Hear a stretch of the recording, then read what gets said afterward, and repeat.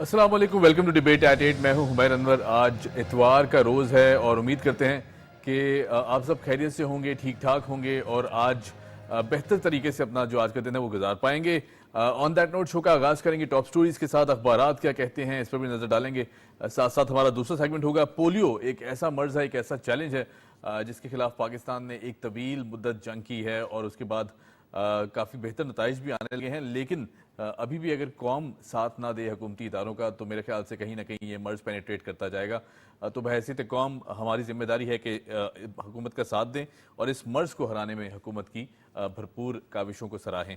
इसे भी डिस्कस करेंगे जी। हमारे साथ मौजूद मेहमान मौजूद होंगे। साथ साथ हम देखते हैं कि जो हुकूमती इदारे होते हैं, ख़ासतौर पर जो गवर्नमेंट हॉस्पिटल्स हैं, उन पर बहुत ज़्यादा बोझ भी है। बहुत ज़्यादा काफ़ी तादाद में जो पेशेंट्स हैं वो पाकिस्तान भर से और फिर दूसरे ममालिक से भी आते हैं और मुस्तफ़ीद होते हैं। ऐसे में ये जो बोझ है और ये जो कहेंगे कि जो जिम्मेदारी है, इसे डिवाइड करने के लिए स्टूडेंट्स बहुत फाल किरदार अदा करते हैं और इन इदारों से जो पढ़ने वाले स्टूडेंट्स हैं वो किस तरह सपोर्ट करते हैं इन इदारों को, इस पर भी एक बात करेंगे। हमारे साथ मौजूद मेहमान मौजूद होंगे। बहरहाल जी, शो का आगाज़ करेंगे। कल हमने देखा बहुत अफसोसनाक इंसिडेंट जो कि जंग शुरू हुई है इसराइल और हमास के दरमियान, और इसराइल का फिर हमास पर हमला, और जिस तरह हमने देखा कि हमास से जवाबी एक्शन करते हुए ठीक ठाक जो है वो जवाब दिया है इसराइली जारियत का। और साथ साथ जो ये अब एक जंग का सिलसिला है, इस पे दुनिया के जो स्टैंडर्ड हैं वो भी बहुत ड्यूल स्टैंडर्ड सामने आ रहे हैं। 280 फ़लस्तीनी शहीद कर दिए गए, जबकि अगर इसराइली की बात करें तो 290 इसराइली हैं जो हलाक किए गए हैं हमास की जानिब से। तो भरपूर जवाब ज़रूर दिया गया, लेकिन हम देखते हैं कि ग्लोबल सिनारियो में अगर बात करें तो जो एक डिवाइड हमें दिखाई देती है, जो ग्लोबल पावर्स हैं वो अब भी इसराइल को सपोर्ट कर रही हैं इस जारियत के बावजूद, और जबकि उनके सामने है कि जिस तरह मजालिम ढाए गए और साथ साथ जिस तरह की एक्टिविटीज़ में, टेररिस्टिक एक्टिविटीज़ में इसराइल इन्वॉल्व रहा है फ़लस्तीन के इशू को लेकर, यकीनन एक बहुत बड़ा सवालिया निशान है पूरी दुनिया की सोच पर। बहरहाल जी, हमारे साथ मौजूद हैं हमीद भुट्टो साहब, सीनियर जर्नलिस्ट हैं, सीनियर एनालिस्ट हैं। हमीद साहब कैसे हैं?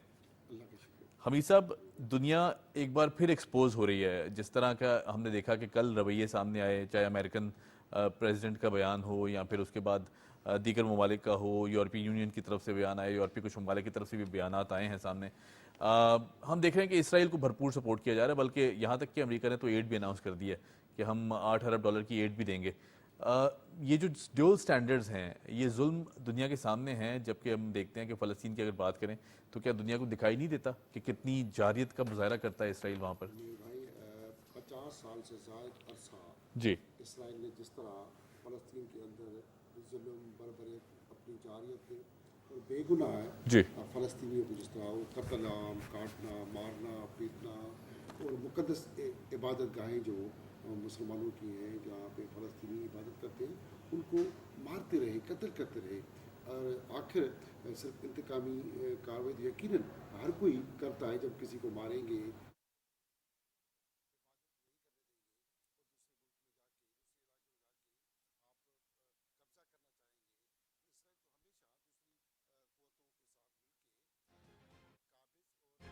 शिप और कातिल किस्म का मुल्क रहा है और इलाका रहा है।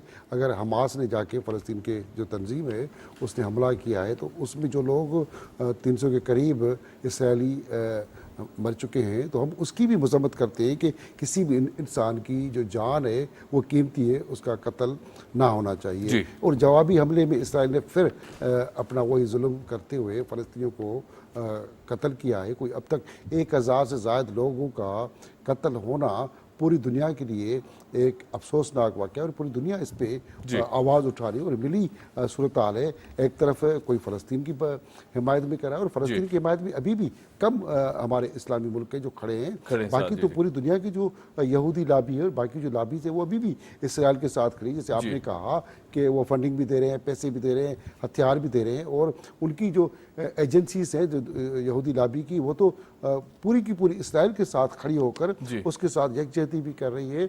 और इस जंग के नतायज मैं समझता हूँ कि अच्छे नहीं है। ये जंग पूरी दुनिया को अपनी तबाही के अंदर लपेटेगी और ख़ुद अभी जो हमारे इस्लामी ममालिक हैं, सऊदी अरब है, ईरान है, इराक है, बाकी जो अरब रियासतें हैं वो आपस में जुड़ रहे थे और बहुत उनके अपने अपने जो मफादात जुड़े हुए थे उनमें भी शायद अब हमागी नहीं होगी। और इसी में इस्लामी मुल्कों के अंदर सबको चाहिए कि کہ فلسطین کی حمایت کریں، مگر ہمارے ہاں ایسا اسلامی ملکوں کے اندر نہیں ہو رہا. ان کے بھی اپنے اپنے قبلے ہیں، تاکہ ہمارا پرانا قبلہ ایک طرف ہے مگر ہم اس کی طرف توجہ نہیں دے رہے. اپنے ذاتی اکانومی مفاد کی وجہ سے ہم بہت سارے اسلامی ممالک بھی اس یہودی لابی اور یورپ کے ساتھ بھی صحیح. کھڑے ہو رہے ہیں. اچھا حمید صاحب، جس طرح ہم نے دیکھا کہ پاکستانی گورنمنٹ کا جو سٹانس رہا ہے اس ایشو پر، جب کہ یہ جنگ سٹارٹ ہوئی، جیسے یہ حملہ ہوا، اس کے بعد ہم نے دیکھا کہ پرائم منسٹر صاحب اور پریزیڈنٹ صاحب کی طرف سے بھی فوراً مذمتی بیان آیا، اور انہوں نے کہا جی کہ جنگ بندی میں کردار ادا کرے دنیا.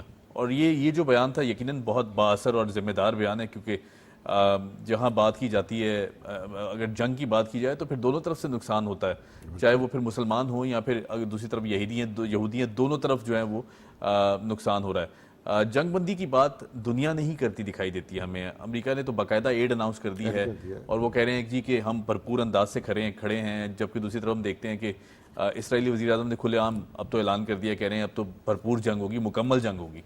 تو اس چیز کو ان جو بیانات ہیں ہماری گورنمنٹ کی طرف سے، اس کو کس طرح دیکھتے ہیں؟ بڑے پازیٹیو بیان ہے صدر عارف علوی اور وزیر اعظم انوار کاکڑ کا کہ جنگ بندی ہونی چاہیے، کیونکہ صدر پاکستان، وزیر اعظم پاکستان اور آرمی چیف اور باقی ہمارے ادارے سمجھ رہے ہیں کہ فلسطین مظلوم ہے اور ان کے پاس اتنے وسیلے نہیں ہیں، ہتھیار بھی نہیں ہے، پیسہ بھی نہیں ہے، اکانومی طور پہ کمزور ہے اور کمزور کی ہمیشہ پاکستان حمایت کرتا رہا ہے، وہ چاہے فلسطین ہو، کشمیر ہو، کیونکہ پاکستان ہمیشہ کمزور کے ساتھ کھڑا ہے، مظلوم کے ساتھ کھڑا ہے، ان کی آواز بنتا ہے. ابھی بھی اس مظلوم کے ساتھ ہم کھڑے ہیں، آواز بن رہے ہیں، اس لیے کہ ان کے اوپر تو ظلم ہوتا رہا ہے، ابھی سے نہیں، کوئی بڑی ایک آدھی صدی بیت چکی ہے ان جنگ بندی کی طرف سے.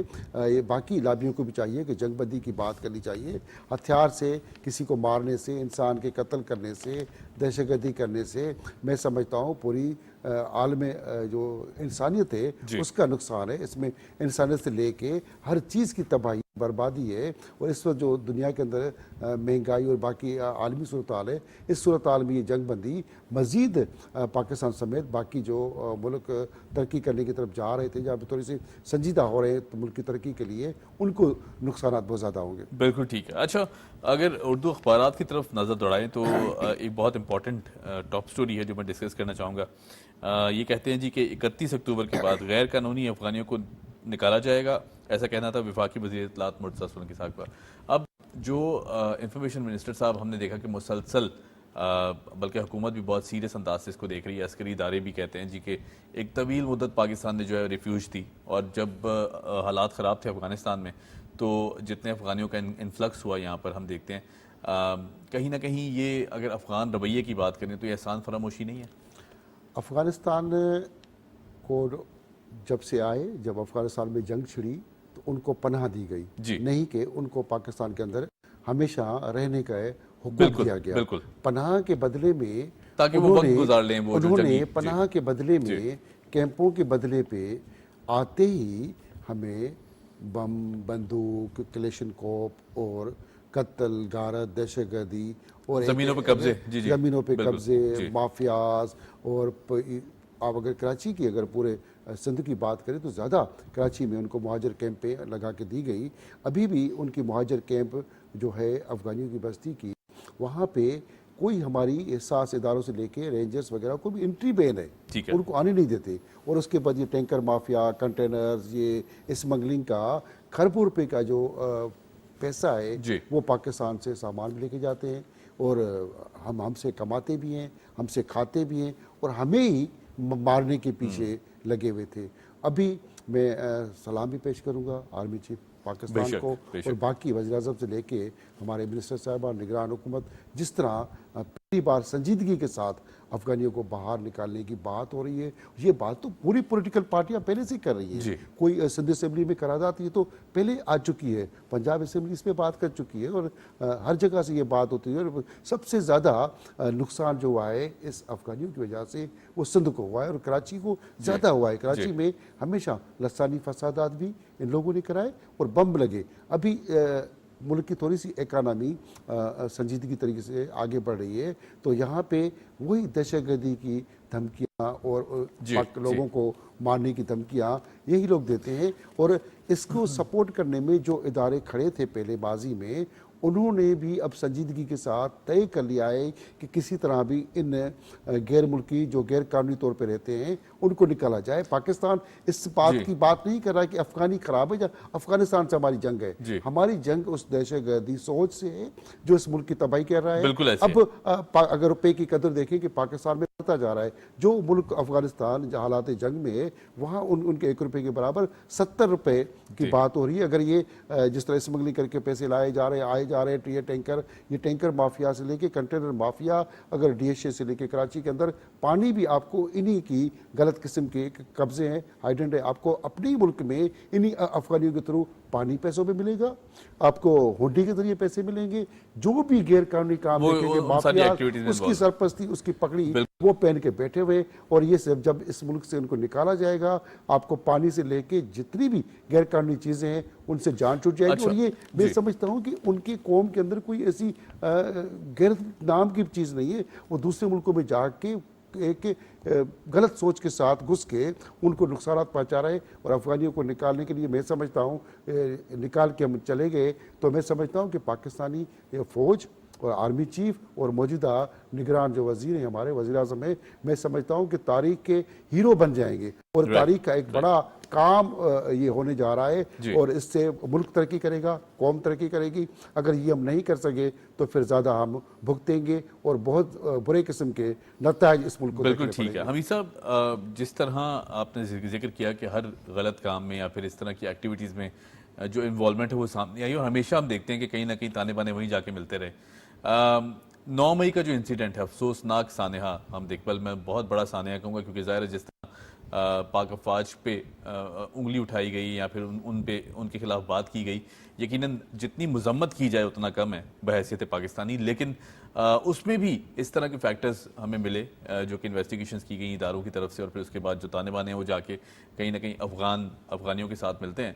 پھر اس کے بعد رینسم کے کچھ کیسز اور بہت سی اس طرح کی چیزیں بھی ہمیں آتی رہیں. جو سمز کا استعمال ہے بارڈر پر, یہ بھی ایک بہت بڑا ایشو پاکستان فیس کرتا رہا. تو اب جو آنے والے چند ماہ ہیں انہیں کس طرح دیکھتے ہیں, یہ جو اقدامات اب لیے جا رہے ہیں ہمارے عسکری اداروں کی طرف سے اور پھر گورنمنٹ کی طرف سے؟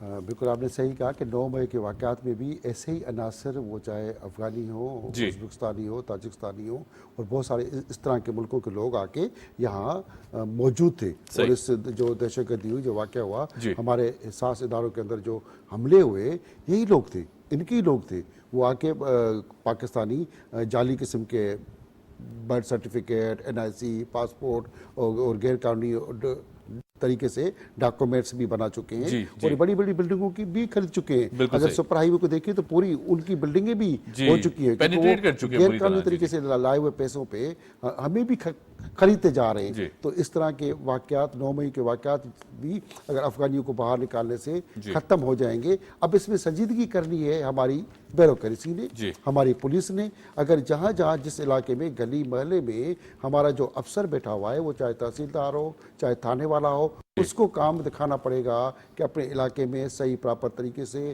غیر قانونی طور پہ موجود افغانیوں کو نکالنے کے لیے کوشش کرے. آرمی چیف یا رینجرز کا DG جا کے یا منسٹر صاحب جا کے وہ تو ان کو باہر نکالنے کے لیے کام نہیں کرے گا. ہمیں خود ہر بندے کا جہاں بھی جہاں شہری ہے, حکومت نے نمبر دے چکے ہیں کہ اس نمبر پہ ہمیں آگاہ کریں کہ جہاں بھی افغانی ہو, چاہے وہ بنگالی ہو, بہاری ہو, برمی ہو, ان سب کو نکالنے کے لیے, باہر نکالنے کے لیے جو غیر قانونی اس ملک میں ٹھہرے ہوئے ہیں, ان کے پاس کوئی دستاویز نہیں ہے. اگر جن کے پاس اگر قانونی طور پہ جو رہتے ہیں, اگر قانونی طور پہ ویزا پہ آ چکے ہیں یا اقامہ آئے تو وہ رہ سکتے ہیں, اپنا کام کر سکتے ہیں. غیر قانونی طور پہ رہنے والے جو یہاں پہ 30-40 سال 50 سال سے بھی غیر قانونی طور پہ رہ رہے ہیں, ان کو اپنے اپنے ملکوں میں جا کے اپنا کاروبار کرنا چاہیے. اگر ان کا ملک جنت ہے تو اپنی اس جنت میں جائیں, یہاں پہ ہمارے لیے دوزخ کیوں بنا رہے ہیں؟ بالکل, بہت بہت ویلڈ پوائنٹ, بڑے خوبصورت بات کی آپ نے. جو حمید صاحب, ایک اور اہم ڈیولپمنٹ ہے جو میں آپ سے ڈسکس کروں گا.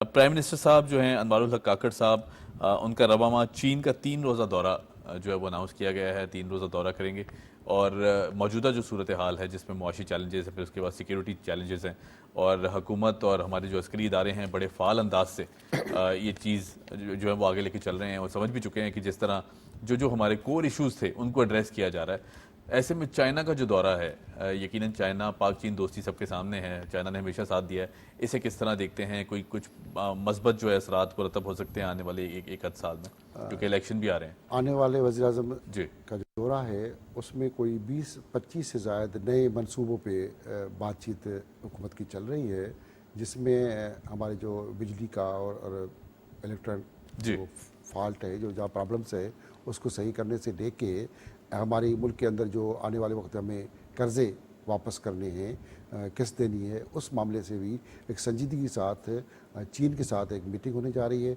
और मैं समझता हूँ इस मीटिंग में चीन भी संजीदगी के साथ, जहाँ पे कुछ कभी बेक हो रहा है, कभी आगे बढ़ा है और कभी खामोश हो रहा है, जी। तो इस मीटिंग में जो वज़ीर आज़म निगरान हमारे जा रहे हैं, तो उससे कुछ नए नताइज सामने आने वाले ठीक है। हैं। और इस मुल्क की तरक्की के लिए हम हमेशा चीन दोस्ती और पे यकीन रखते जी। हैं और उसी पे हम आँखें लगा के और दिल जान से हमें देखते रहते हैं कि वहाँ से हमें ज़्यादा कोई मदद आएगी। मगर गुज़िश्ता कुछ हुकूमतों जी, की नाकाम पॉलिसी की वजह से चीन भी हमसे खफा रहा, नाराज़ हुआ, जी, हमसे बिल्कुल। चुप रहा, तो उस वजह से बहुत हमने नुकसान उठाए। और जिस तरह चीन के साथ भी गुज़िश्ता हुकूमत की गलत पॉलिसी की वजह से कुछ गलत इकदाम PTI उठाए गवर्नमेंट की गए जो वो थी, जी, जी, बिल्कुल। PTI गवर्नमेंट ने, तो वो अब संजीदगी के साथ मौजूदा निगरान हुकूमत उन चीज़ों को सही करने जा रही है। और PTI हुकूमत है तो किसी भी हमारे दोस्त मुल्क के साथ कोई पॉजिटिव रवैया नहीं रखा, अख्तियार जी, नहीं बिल्कुल, रखा, ऐसे है। और उसकी वजह से बहुत सारे नुकसान हमें करने पड़े हैं।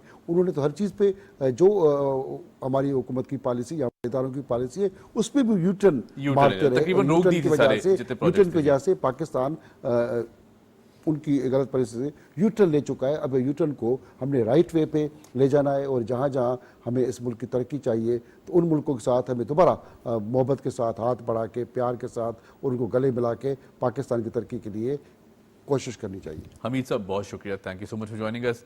हमारे साथ मौजूद थे हमीद भुट्टो साहब। उम्मीद करते हैं ये सेगमेंट आपको पसंद आया होगा। यहाँ लेते हैं छोटी सी ब्रेक, और ब्रेक के बाद जब आएंगे तो बात करेंगे बहुत बड़ा इशू जो कि पाकिस्तान काफ़ी सालों से फेस कर रहा है, polio. Keep watching debate eight 8।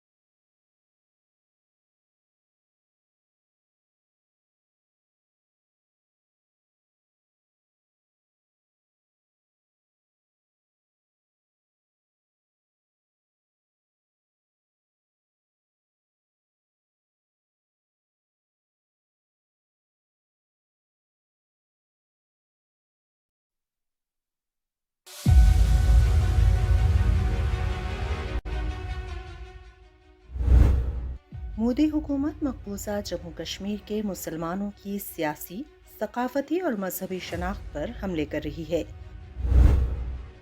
بھارتی حکومت نے کشمیری مسلمانوں کو بے اختیار کرنے کے لیے کئی اقدامات کیے ہیں۔ بھارتی اقدامات کا مقصد کشمیری مسلمانوں کی ثقافت اور مذہبی شناخت کو ختم کرنا ہے۔ مودی حکومت مقبوضہ جموں کشمیر میں اسرائیلی نوآبادیاتی ماڈل کی پیروی کر رہی ہے۔ مودی کی پالیسیوں سے کشمیری مسلمانوں کی بھارت سے نفرت میں مزید اضافہ ہو رہا ہے۔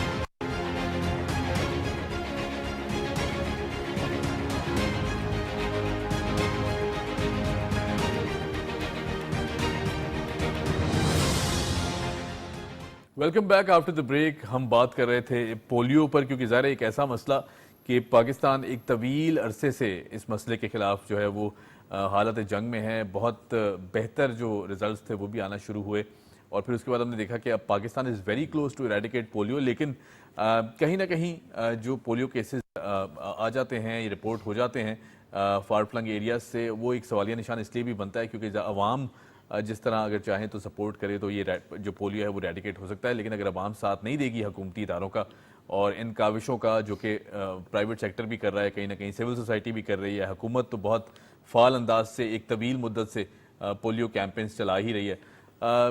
یہ جو کردار عوام کا ہے یہ ایک بہت بڑا سوالیہ نشان اس لیے ہے کیونکہ جب تک ہم سپورٹ نہیں کریں گے اس کاز کو، اس اجرا کو، تو میرے خیال سے پولیو کو ایریڈیکیٹ کرنا تھوڑا سا مشکل نظر آئے گا۔ لیکن خوشائند بات یہ ہے کہ پاکستان ایک کافی سالوں سے، جو کہ گزشتہ کافی سالوں سے we are very close to eradicate polio. بہرحال جی، پولیو کا جو مسئلہ ہے یہ ایک بہت بڑا چیلنج ہے جو کہ پاکستان کافی ٹائم سے فیس کرتا آیا ہے۔ اس کے کیا فیکٹرز ہیں، کونس کیا ہیں، یہ ڈسکس کر لیں گے۔ ڈاکٹر قاضی عبد الباسط صاحب ہمارے ساتھ موجود ہیں، ایسوسیٹ پروفیسر ہیں ڈاؤ میڈیکل کراچی سے، اور ساتھ ساتھ ورلڈ ہیلتھ آرگنائزیشن کے ایڈوائزر فار پولیو ایریڈیکیشن ہیں۔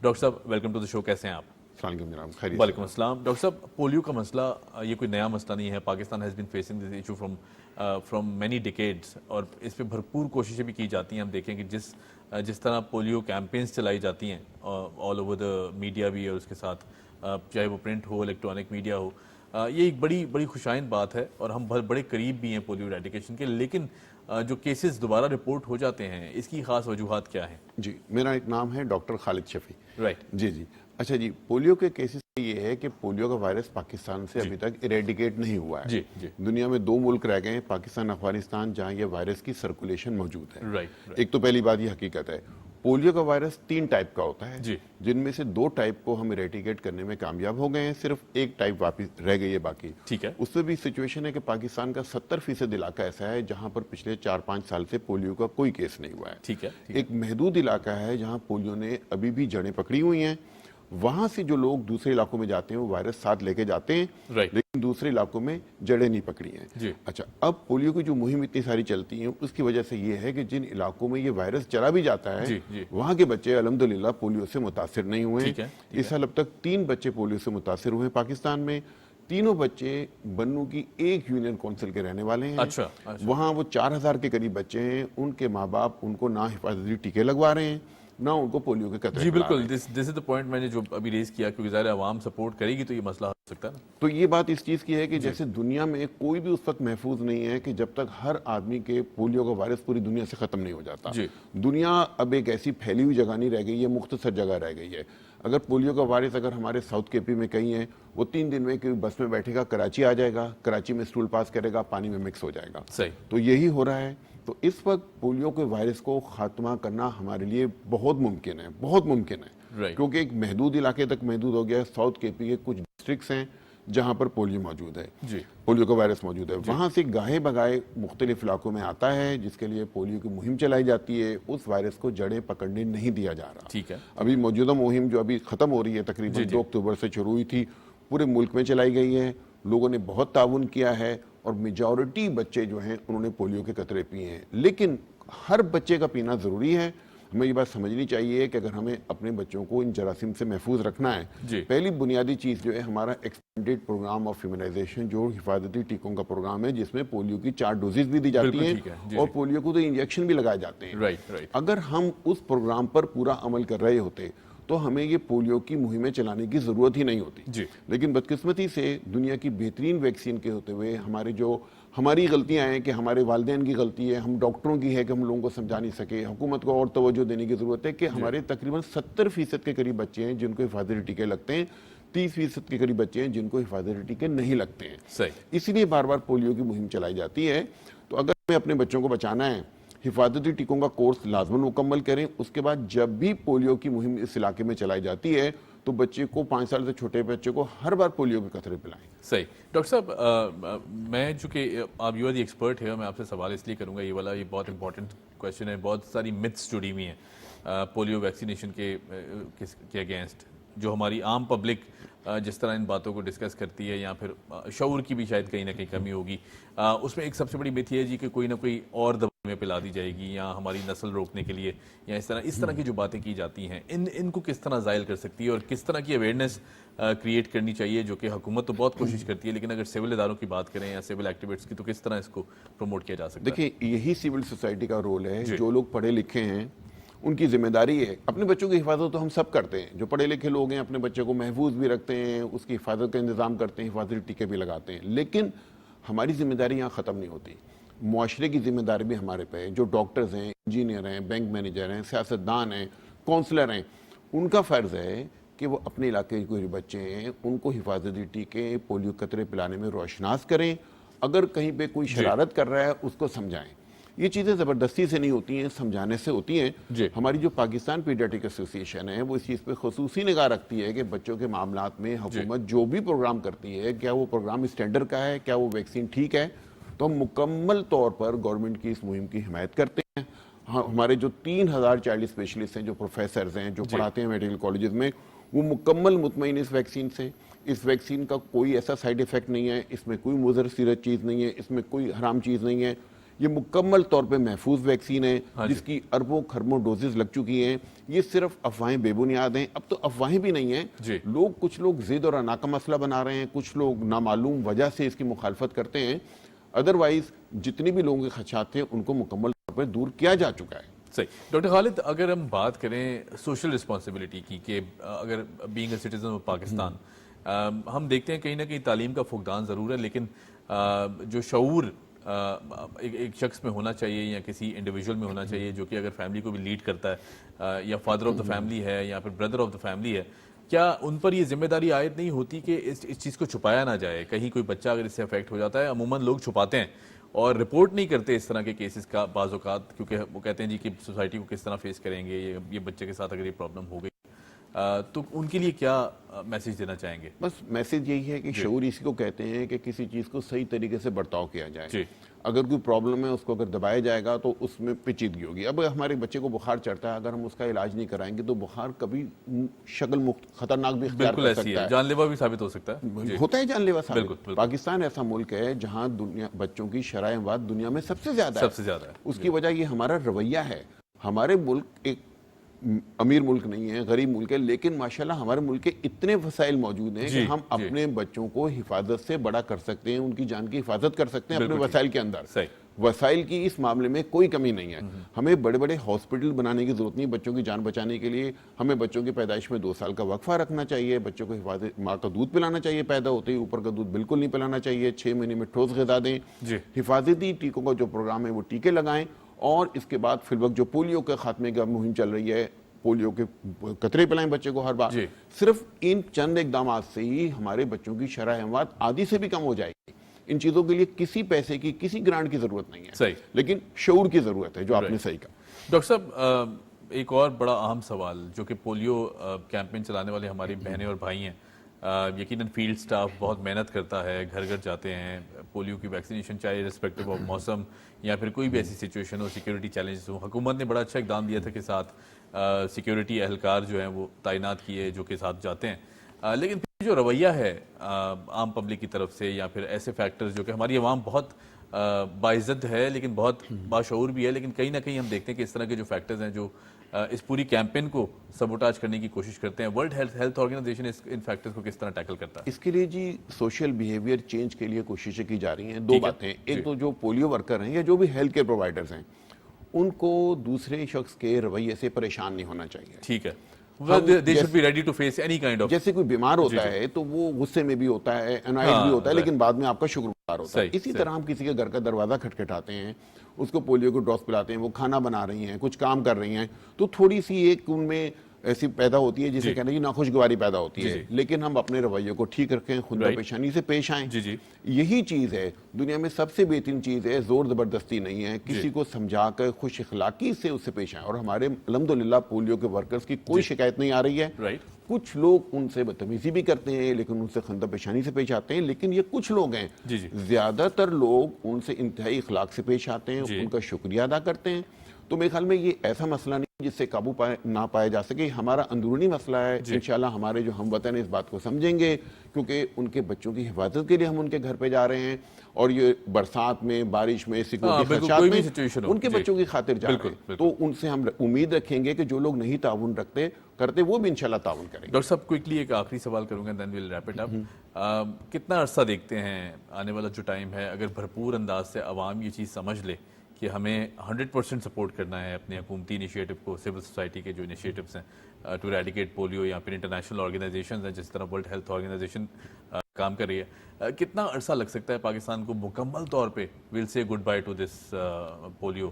دیکھیے پولیو کی جو ویکسین استعمال ہو رہی ہے, اگر ہم ہر بچے کو جس کی عمر 5 سال سے کم ہے 3-4 راؤنڈز میں ہر بچے کو یہ ویکسین پلا دیں, ٹھیک ہے, تو چند مہینے میں پولیو کی وائرس کی سرکولیشن ختم ہو جائے گی. اگر 1 سے 1.5 سال تک پولیو کا وائرس ہماری جو سیمپلز میں نہیں آتا, کوئی پولیو کا کیس نہیں ہوتا, تو اس کا مطلب ہے کہ پولیو کا خاتمہ ہو گیا.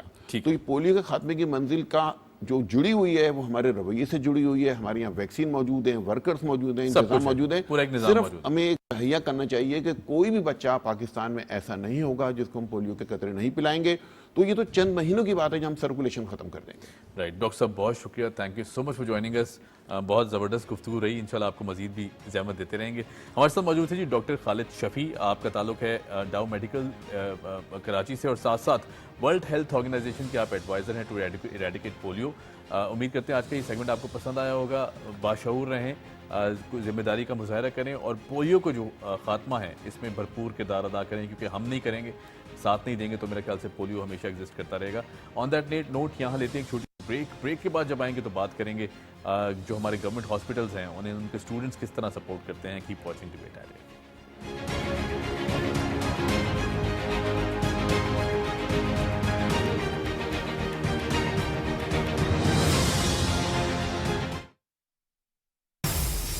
Welcome to Star and Style Season 4. The iconic Bilal Maqsood. اتنے دوست ہم لوگ پہلے تھے اس سے زیادہ اب ہیں. Truly talented یالے سرحدی. آپ لوگ کے فینز ورلڈ اوور. Honestly ہم لوگ بور بھی ہو گئے. اپنے آپ سے گفتگو کرنا شروع ہوئی ہوں میں. ایک گاؤں ہے نہ جانے کیوں بالکل سوٹ کر رہا تھا. So much to ask him. Social issues پہ بہت ساری چیزیں بن رہی ہے. ڈائریکشن ہے جو کہ میں اپنی زندگی آگے لگانا چاہتا ہوں. بہت جلد آپ دیکھیں گے مجھے اسٹار اینڈ اسٹائل سیزن 4 میں with عاصم یار ٹیوانا. only on PTV home. ستاروں کا جہاں.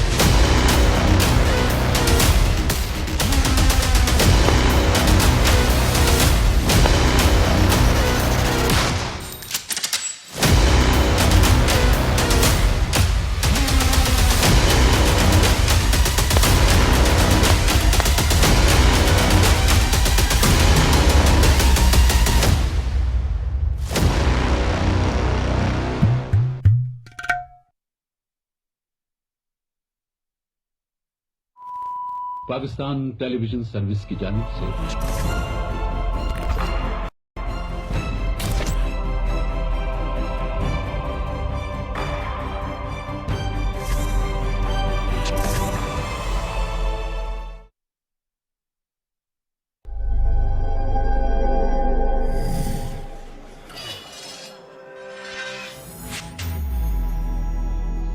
मुल्क में इस वक्त तवानाई का बहुत बहरान है जिसका हम सबको ख्याल करना चाहिए। इसकी बचत करनी चाहिए बिजली की, क्योंकि बचत होगी तो हमारा मुल्क रोशन और खुशहाल होगा।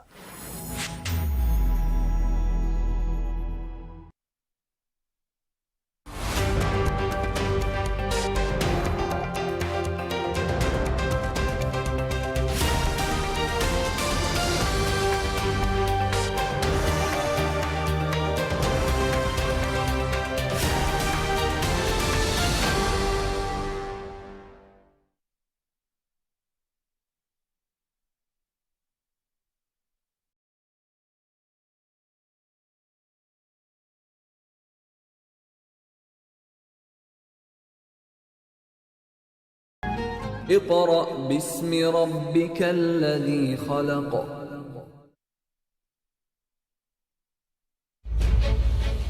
ہم بات کریں گے سیاست کی۔ بیوقوف بنانا بڑا آسان ہے اور یہ سمجھانا کہ تمہیں بیوقوف بنایا جا رہا ہے یہ بڑا مشکل ہو گیا۔ ایک پولیٹیکل پارٹی یہ سمجھ رہی ہے کہ ہم اب بھی حکومت میں، ہم بات کریں گے حکومت کی، اپنی دنیا میں تھے اسی میں رہیں گے، اسی میں واپس چلے جائیں گے انشاءاللہ۔ بات کریں گے معیشت کی، آئین کی، ریاست کی۔ یہ بھی لگتا ہے کہ جو میاں صاحب کے عزائم اور خواہشات ہیں وہ پوری نہیں ہو رہی۔ پابندی لگائی جاتی ہے پی ٹی آئی پر، پھر انتخابات ہوتے ہیں تو پھر تو صاف شفاف نہیں ہوگی۔ جب بھٹو صاحب اسیسینیٹ بھی ہو گئے پھر بھی الیکشنز ہو گئے تھے۔ نیا ہوگا انداز۔ پی ٹی وی پہ کے میرے پہ سے یہ سوال کرو کہ بس کرو چھوڑو۔ 7 بجے گوہر کے ساتھ صرف پی ٹی وی نیوز۔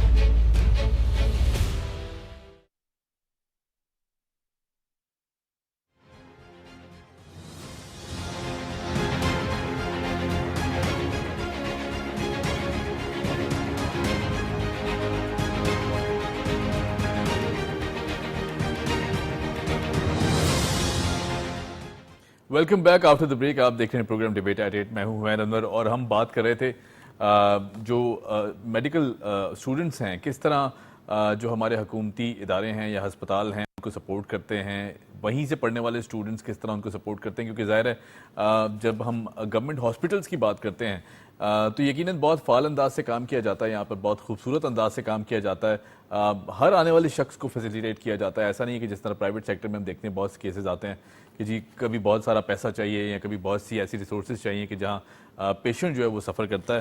تو یہ کس طرح سپورٹ کرتے ہیں ان اداروں کو جو یہاں سے پڑھنے والے اسٹوڈنٹس ہیں، خاص طور پر سوچ کے نام سے ایک پلیٹ فارم ہے جو کہ بہت زبردست انداز سے ڈاؤ میڈیکل کالج کے کو سپورٹ کرتا ہے۔ ہمارے ساتھ موجود ہیں اسکا سرفراز اور ساتھ ساتھ Zoobia Ahmed, students of Dow medical college, اور ساتھ ساتھ سوچ سے آپ کا تعلق ہے۔ سوچ کس طرح کام کرتا ہے، کیا ہے اسکا؟ میں پہلے آپ کی طرف آؤں گا، ذرا تھوڑا سا ہمیں گائیڈ کیجیے گا، پھر اس کے بعد ہم آگے بڑھیں گے اس پہ۔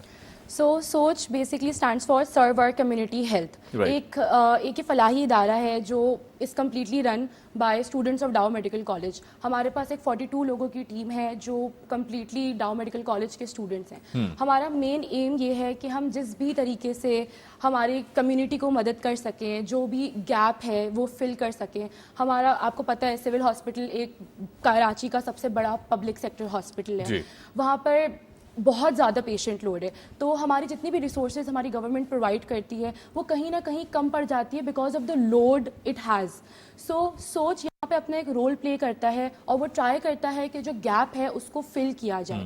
تو ہماری 2 بیسک، ہم لوگ جس سول میں جو کام کرتے ہیں، میں اگر اس کے بارے میں فوکس کروں تو 2 چیزیں ہیں جس پہ ہم فوکس کرتے ہیں، ایک ہے رینوویشن اور ایک ہے کلینینس یعنی صفائی۔ تو اگر رینوویشن کی بات کریں تو کسی بھی قسم کا سپورٹ ہم جو کر سکتے ہیں، جو بھی چیز اوپر نیچے ہو رہی ہے، چاہے وہ کوئی انفراسٹرکچرل سپورٹ ہو گیا، کوئی اکوپمنٹل سپورٹ ہو گیا یا کوئی ٹیکنیشنل سپورٹ ہو گیا، جدھر بھی ہم اپنا ایک رول پلے کر سکتے ہیں ہم وہ کوشش کرتے ہیں۔ ساتھ ساتھ ہم یہ بھی کوشش کرتے ہیں کہ جو صفائی ہو رہی ہے وہ ہم مینٹین کریں۔ ہمارا ایک پروگرام ہے ڈیپ کلین پروجیکٹ، سو وہ بیسکلی انشور کرتا ہے کہ ہم لوگ جتنی حد تک کوشش کر سکتے ہیں اتنی ہم سول کو صاف رکھنے کی کوشش کریں، اس کو کلین کرنے کی کوشش کریں۔ بالکل ٹھیک ہے، بالکل ٹھیک ہے۔ زوبیہ آپ کی طرف آؤں گا، جس طرح اسکا نے مینشن کیا کہ ایک سپورٹ سسٹم پورا بنایا گیا اور پھر اس کے بعد بہت ضرورت بھی ہے، کیونکہ ظاہر ہے جو گورنمنٹ ہاسپٹلس ہیں ہمارے وہاں پہ انفلکس بہت زیادہ ہے پیشنٹس کا۔ آئی تھنک جو سراؤنڈنگ ریجنز ہیں پاکستان کے وہاں سے بھی لوگ آتے ہیں، نیشن وائڈ سے بھی لوگ یہاں علاج کرانے آتے ہیں۔ جو کبھی کبھی ہم دیکھتے ہیں کہ اس طرح کی سچویشن میں فنڈز کی بھی بہت زیادہ ضرورت رہتی ہے ہاسپٹلس کو, اور پھر اس طرح جس طرح حکومت سپورٹ کرتی ہے, آپ کی جو ادارہ ہے یہ کس طرح سپورٹ کرتا ہے سول ہاسپٹل کو؟ ہمارا جو ادارہ ہے وہ مانا جاتا ہے سرو کمیونٹی ہیلتھ یا سوچ کے نام سے. ہمارا جو پرائمری گول رہتا ہے وہ ہماری سول ہاسپٹل کی رینوویشن رہتی ہے. ٹھیک ہے. جیسا کہ آپ جانتے ہیں سول ہاسپٹل کراچی کا پاکستان کا بہت بڑا پبلک سیکٹر ہاسپٹل ہے. وہاں دور دور سے لوگ آتے ہیں, صرف کراچی سے لوگ نہیں آ رہے ہوتے, آپ کے انٹیریئر سندھ سے لوگ آ رہے ہوتے ہیں, بلوچستان سے لوگ آ رہے ہوتے ہیں. یہ لوگ 3-3 4-4 دن کا سفر کر کے بیمار حالت میں, اس حالت میں جب ان کی کنڈیشن اتنی کرٹیکل ہوتی ہے, جب تک وہ ہسپتال پہنچتے ہیں ان لوگوں کی حالت اتنی خراب ہوتی ہے کہ ہمیں ان کو بر وقت اچھا علاج فراہم کرنا ہوتا ہے. اور ہم یہ علاج کمپلیٹلی فری پرووائڈ کرتے ہیں, بالکل فری آف کاسٹ لوگوں کا علاج کیا جاتا ہے وہاں پہ.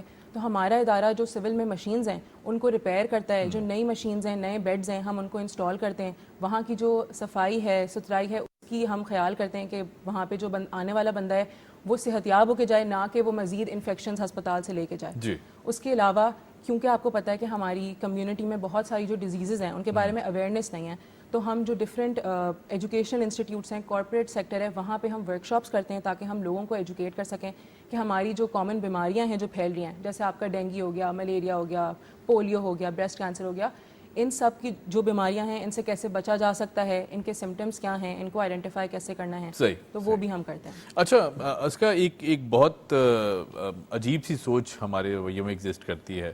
میں اگر سوسائٹی کی بات کروں, کہیں نہ کہیں سارا بلیم حکومتوں کو دے دیا جاتا ہے. پھر اس کے بعد یہ بھی کہا جاتا ہے کہ جی شاید فنڈز آتے ہیں, کہاں جاتے ہیں, کدھر جاتے ہیں. لیکن اگر صحیح طریقے سے اس کو پرکھا جائے اور دیکھا جائے تو میرے خیال سے جو فلو آف پیشنٹس ہے وہ اتنا زیادہ ہے اور اتنا وسیع ہے کہ اسے مینیج کرنا اکثر بعض اوقات مشکل بھی ہو جاتا ہوگا. لیکن پھر بھی all thanks to our government institutions کے وہ جس طرح سرگرم رہتے ہیں. یہ جو سوچ ہے اس کو کس طرح اویئرنیس کریٹ کی جا سکتی ہے کہ ایٹ لیسٹ اس طرح کی باتیں تو نہ کی جائیں, عوام سپورٹ تو کرے بھرپور انداز سے؟ دیکھیں, سول ہاسپٹل کراچی کا نہیں, صرف پاکستان کا ایک سول ہاسپٹل کراچی پاکستان کا ایک بہت بڑا ہاسپٹل ہے. اگر وہاں پہ کوئی آیا ہوگا تو اس نے دیکھا ہوگا کہ وہاں پہ پیشنٹ لوڈ کس طرح ہے. اگر کبھی آپ رات کے وقت سول ہاسپٹل جائیں گے تو آپ تو وہاں پر آپ کو روڈ, وہاں پہ جو جگہ ہوتی ہے وہاں پہ آپ کو اٹینڈیز لیٹے ہوئے سوتے ہوئے ملیں گے. وہاں پر اتنا لوڈ ہوتا ہے کہ آئی ڈونٹ تھنک سو کہ جتنی بھی ریسورسز آپ دیں گے نا وہ کم پڑے گی. گورنمنٹ ہماری بہت کوشش کرتی ہے, جتنی ریسورسز دیتی ہے وہ بہت ہوتی ہے, but just because of the influx of the patient وہ اتنے زیادہ ہوتے ہیں نا کہ کہیں نہ کہیں وہ شارٹ پڑ جاتی ہیں. سو دس از دا ریزن کہ اگین ہر چیز گورنمنٹ کا نہیں ہوتا ہے. ہم لوگ بھی we are coming from a privilege background, and I feel like کہ جو بھی انسان پریویلیج بیک گراؤنڈ سے آ رہا ہے وہ اس کی رسپانسبلٹی بنتی ہے کہ they pay back to the community, and this is where our organization stands. تو آبویسلی جتنا گورنمنٹ کر سکتی ہے وہ کرتی ہے, بٹ جتنا گیپ رہتا ہے we at least being privileged people try our best کہ ہم اس گیپ کو فل کریں, چاہے وہ کسی بھی طریقے کا ہو. رائٹ. اچھا, کوئی awareness campaigns Umang the students یا پھر باقی جو اسٹوڈنٹس ہیں, کیونکہ ظاہر ہے سارے تو اس آرگنائزیشن سے تعلق نہیں رکھتے آپ کی, لیکن ان کو کس طرح کوئی اویئرنیس کیمپینز چلائی جاتی ہیں, یا پھر پبلک یا جو پیشنٹس وہاں آ رہے ہیں انہیں کس طرح موٹیویٹ کیا جاتا ہے؟ ہماری جو اویئرنیس کیمپینز رہتی ہیں وہ ہم 2 فرنٹس پہ کرتے ہیں. پہلی جو ہماری کیمپین ہوتی ہے وہ ہم سول ہاسپٹل کے اندر ہی کرتے ہیں, جہاں آپ کا عام آدمی آ رہا ہے, غریب طبقے سے لوگ آ رہے ہیں جو اتنے تعلیم یافتہ نہیں ہیں. تو ان لوگوں کے لیے جو کیمپین ہوتی ہے اس میں ہم پیمفلیٹس بانٹتے ہیں, ان کو بالکل آسان الفاظ میں, ان کی لینگویج میں, ان کے طریقے سے جو کامن مرض ہیں ان کے بارے میں بتایا جاتا ہے کہ وہ ان سے کیسے بچ سکتے ہیں, وہ اپنی پرسنل ہائیجین کا کیسے خیال رکھ سکتے ہیں, وہ جو ان کے ساتھ چھوٹے چھوٹے بچے آ رہے ہوتے ہیں وہ ان کی ہائیجین کا کیسے خیال کر سکتے ہیں. یہ سب کیمپینس ہم سول ہاسپٹل کے اندر کنڈکٹ کرتے ہیں. ٹھیک ہے. دوسری جو ہمارا اویئرنیس کا فرنٹ آتا ہے وہ ہمارا آتا ہے سول ہاسپٹل کے باہر, جو ہمارا اور اسکولز میں اور کالجز میں, یونیورسٹیز میں, اس کے علاوہ کارپوریٹ سیکٹر میں. تو ہمارے جو ہے این جی او سے, ادارے سے لوگ جاتے ہیں ان جگہوں پہ, ڈفرینٹ ایجوکیشن انسٹیٹیوٹس میں, ڈفرینٹ کارپوریٹ سیکٹر میں, آفیسز میں, اور وہاں پھر جو تعلیم یافتہ لوگ ہیں ان کو بھی جو اویئرنیس ہم کریٹ کر سکتے ہیں وہ ہم ان کے لیے کریٹ کرتے ہیں. رائٹ. اچھا, اگر کوئی سپورٹ کرنا چاہتا ہے اس کاز کو تو وہ کیسے رابطہ کرے, کس طرح, کون سا کوئی پروسیجر ہے جس سے آگاہ کرے ہمیں, کیونکہ ظاہر ہے بہت سے ایسے لوگ ہیں جن کو پتہ نہیں ہوتا کہ اس طرح کی فیسلٹی ایگزسٹ بھی کرتی ہے یا پھر اس طرح کا سپورٹ سسٹم ایگزسٹ کرتا ہے سوسائٹی میں. تو اگر کوئی سپورٹ بھی کرنا چاہتا ہے تو وہ کس طرح آپ لوگوں تک پہنچ سکتا ہے؟ سب سے بڑا سپورٹ تو ہمارے لیے یہ ہے کہ آپ ہمارے ورڈز آگے کریں. آبویسلی جو لوگ جانتے ہیں, جنہوں نے ہمیں دیکھا ہے, وہ ہمیں رابطہ کریں. اس کے علاوہ آبویسلی ہمیں at the end of the day ہماری ایک فلاحی ادارہ ہے اور ہمیں فنڈس کی بہت ضرورت ہوتی ہے.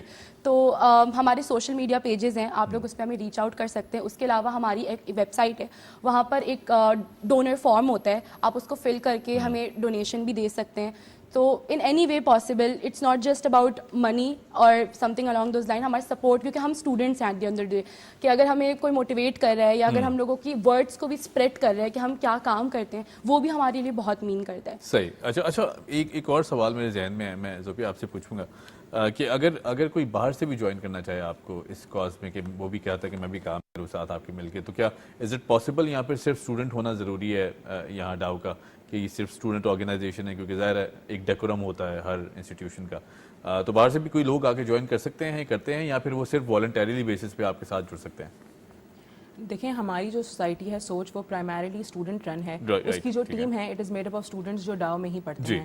لیکن اس کے علاوہ ہماری اور انسٹیٹیوٹس میں ایمبیسڈرز ہوتے ہیں, لیکن وہ بھی موسٹلی ہمارے اسٹوڈنٹس ہی ہوتے ہیں. اگر کوئی باہر سے بندہ جو اسٹوڈنٹ نہیں ہے وہ ہماری این جی او کو جوائن کرنا چاہتا ہے یا ہمیں سپورٹ کرنا چاہتا ہے, تو وہ یا تو جو ہماری ورک شاپس ہوتی ہیں ان پہ والنٹیئر کر سکتا ہے.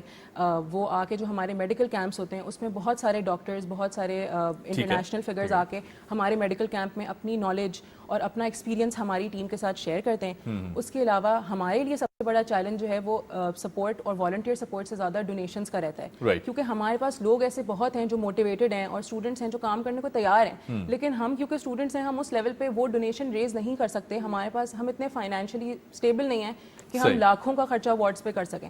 تو اس لیے ہمارا پرائمری فوکس یہی ہوتا ہے کہ ہمیں آپ فائنینشلی سپورٹ کریں. ہمارے سوشل میڈیا ہینڈلز ہیں, ہماری ویب سائٹ ہے, ویب سائٹ پہ ہماری ای میل ہے, آپ اس کے ذریعے ہمیں ریچ آؤٹ کریں اور جتنا ہو سکے ہماری مدد کریں.